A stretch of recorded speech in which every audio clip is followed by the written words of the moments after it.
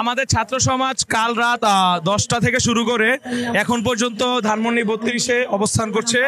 ছাত্র সমাজের একটাই আবেদন যে কোনো আওয়ামী লীগ না, কোনো যুবলীগ না, এই দেশ শাসন করবে ছাত্র সমাজ।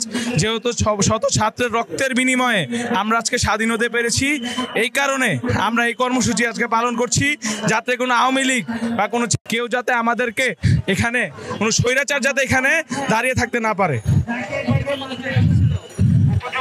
না, এখন পর্যন্ত আমরা সকাল থেকে কাল রাত 10টা থেকে এখানে আছি, কোনো আওয়ামী লীগ বা যুবলীগের কাউকে এখনো পাওয়া যায়নি। বাট তারা ফেসবুকে বিভিন্ন জায়গায় আমাদেরকে করে যে তারা তাদের নেত্রী আজকে দেশে আসবে এবং তারা আমাদের উপরে আবার হত্যাকাণ্ড চালানোর চেষ্টা করবে তাদের দায়িত্ব ফিরে পাওয়ার জন্য।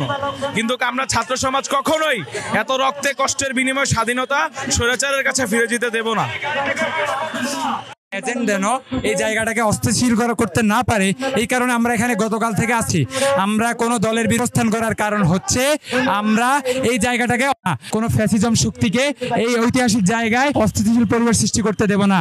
এখানে কোনো ফ্যাসিজমের জায়গা হবে না। গত 6 জুলাই থেকে কারা ময়দানে বাংলাদেশের ছাত্ররা কখনো বিশৃঙ্খলা, এখনো এখানে যারা ওরা হচ্ছে আওয়ামী লীগ।